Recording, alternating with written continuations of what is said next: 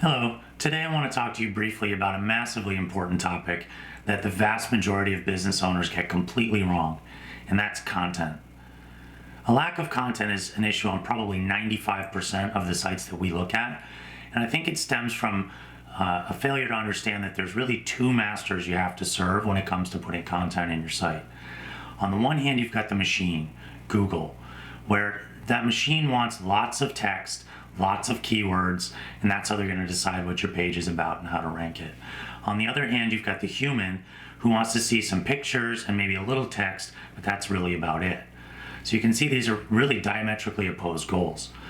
But you cannot ignore either one of those masters, because on the one hand, if you optimize only for the machine, you're going to have a huge page of text with lots of keywords, and that's great for the machine, but no human's going to read that, which means no customers.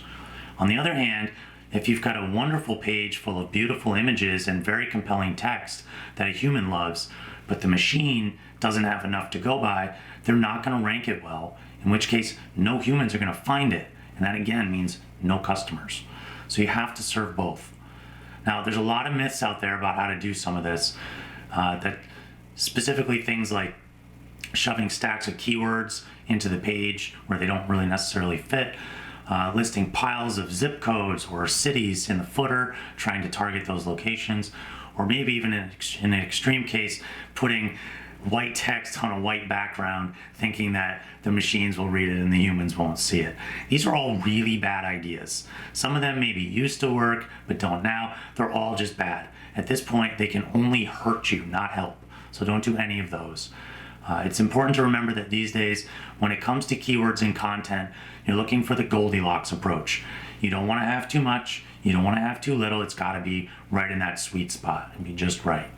So another mistake we see all the time is when people list, say, the 10 services they provide in a bulleted list on their homepage and think that's enough to convey what it is that they do. Unfortunately, that violates a core principle of one thought per page. So that would have been, if it's 10 services on the homepage, that's 10 thoughts on that one page, not one thought. So to give you an idea of how this works, let's take an example that brings it out to sort of an extreme. Let's say you have an exteriors company that does roofing, siding, and windows, and you service the areas of Dallas and Fort Worth. Well, that means you need a page for roofing installation in Dallas, roofing installation in Fort Worth, siding installation in Dallas, siding installation in Fort Worth, window installation in Dallas, window installation in Fort Worth. That's 6 pages. So that's kind of a lot of work.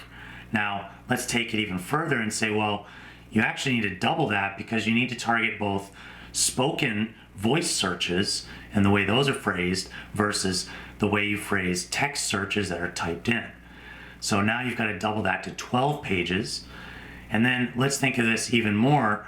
You now need to say offer repairs because you don't just do installations. You've got to double that again to 24 pages because you have to combine all the areas with the services. Clearly, that's a pretty daunting task. You can see how this gets out of hand quickly. Now, again, anything from this that deviates from this plan is suboptimal, but being realistic, almost no one takes it to this extreme, and almost no one really needs to. It's just an example to give you an idea of how far this can go. So, and also to illustrate the point that it's wildly different from just dropping a bulleted list on your homepage. That just won't cut it. So I hope this information was helpful. And if you have any questions, please feel free to reach out. We're always happy to talk to you and help answer any questions you have.